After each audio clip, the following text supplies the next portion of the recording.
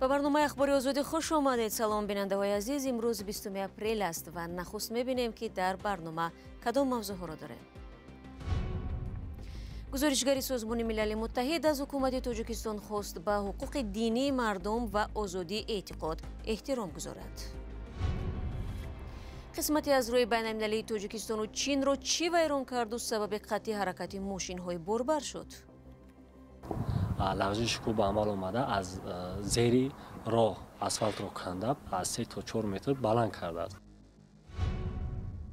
فاجعه‌ای که خانواده ها را در بدر و دستنگر نمود و یا سرگذشت تلخ زنان بی‌سر و بان مانده اسفره. فقط شوهرم به تیر رسید دیگه یگان همین ما هر 5 ماه بودیم کنو همین ما سالم یخت شوهرم. گزارشگر ویژه سازمان ملل متحد در امور آزادی‌های مذهبی و اعتقاد از تاجیکستان دعوت کرد که قانون‌ها، سیاست‌ها و عملیه‌های خود را درباره دین یا اعتقاد مطابق و بازنگری نماید. نازل قانع در این باره امروز 20 اپریل در یک نشست خبری اظهار نظر کرد.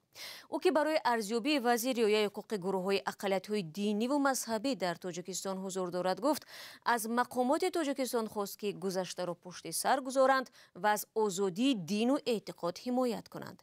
سروینوز روح الله و نگاره فضل‌الدین در همین باره گزارش می‌دهند. نازل خانه گزارشگری سازمان ملل در امور آزادی‌های مذهبی و اعتقاد از حکومت تاجیکستان خواست بر طبق قانون‌های کشور عمل کنند که آزادی اعتقاد و دین را کفالت دادند. او که در نشست خبری در دوشنبه صحبت می‌کرد از رعایت نشدن آزادی‌های دینی و محدودیت‌ها در اجرای رسم و آیین مذهبی اظهار نگرانی کرد. البته یک نفر پورا نمی‌تواند بگوید که آزادی دین و اعتقاد در تاجیکستان کاملا وجود ندارد. یک قطار مناسبت‌های وجود دارد که هم مسلمانان و غیر مسلمانان آن را استفاده می‌کنند. بعضی‌ها برای قانع کردن اکثر آنها امکانیت کافی دارند. دیگران در دایره پارامترهای روانه شده واسطه‌های موافق را پیدا می‌کنند. صرف نظر از اینکه دایره تطبیق آزادی و اعتقاد از دایره کفالت‌ها در قانون بین‌المللی حقوق بشر به طور نگران کننده تنگ است، کشور مطابق پیمان بین‌المللی حقوقی و سیاسی و دیگر ابزارهای بین‌المللی حقوق بشر به خود عهده‌داری گرفته است.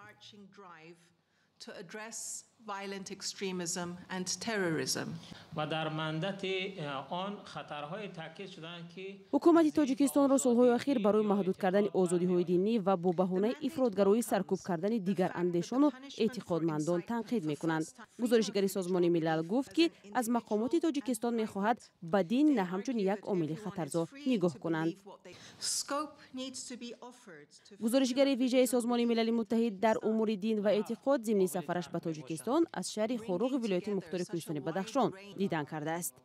او همچنین با وکالتدار عاید به حقوق انسان، وکیلان پارلمان، دادستان‌ها، مسئولین دادگاه عالی، سازمان‌های جامعه شهروندی، نمایندگان جامعه دینی و مذهبی و نمایندگان سازمان‌های بین‌المللی و خبرنگاران ملاقات کرده است. گفته شد که او از زندانی بازدید کرده است که در آن محبوسان سیاسی و دینی نگهداری می‌شوند.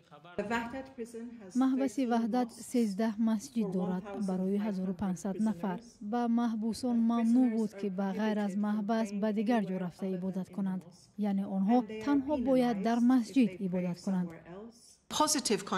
گزارشگر سازمان ملل سال 2024 از جریان سفر خود به تاجیکستان به شورای حقوق بشر سازمان ملل گزارش داده و ارزیابی‌های خود را به آنها می‌رسانند که تا کجا حکومت تاجیکستان به حقوق دینی مردم احترام می‌گذارد و یا آن را زیر پا می‌کند.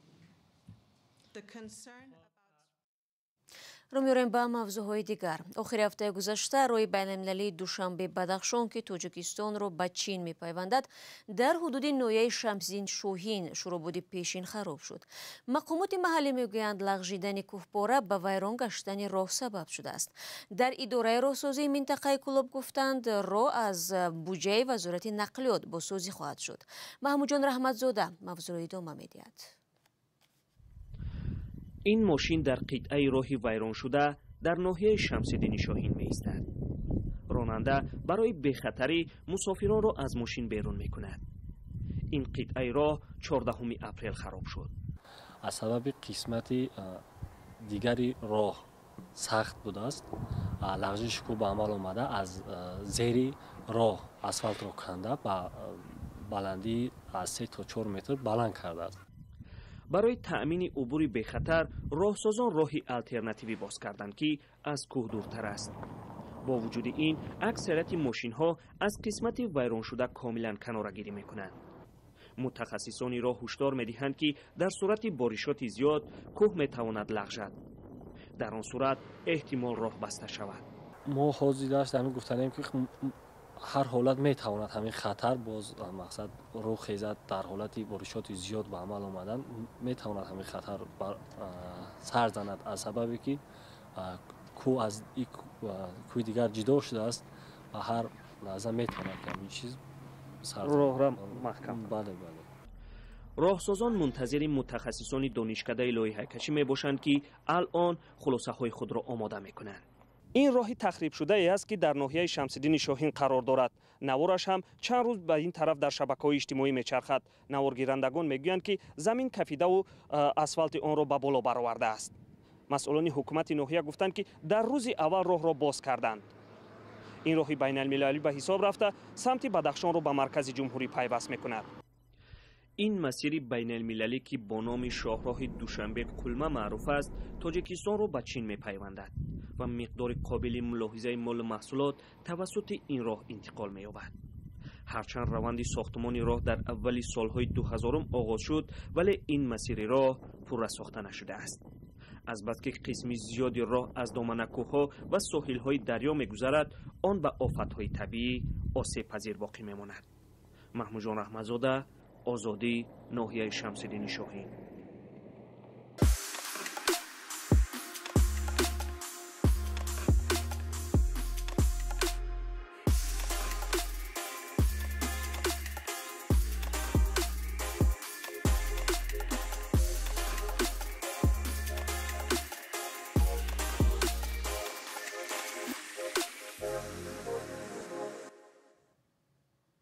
шумо барномаи ахбори озодиро тамошо доред ва меравем ба шимоли тоҷикистон. муноқишаҳои марзии тоҷикистону қирғизистон на фақат даҳо куштаву миллионҳо сомони зиёни молиро дар пай дошт, балки чандин оилаҳоро бесаробон гузошт ва фарзанду занони онҳоро дарбадар кард.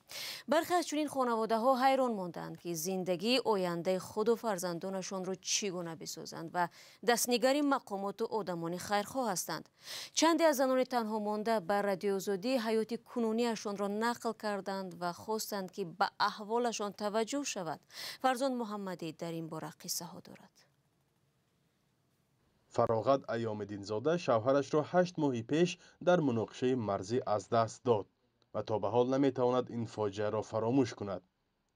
вай бо аҳли оилааш дар деҳаи боғистони ҷамоати чилгазии шаҳри Исфара дар наздикии деҳаи Қирғизтаборон зиндагӣ мекард.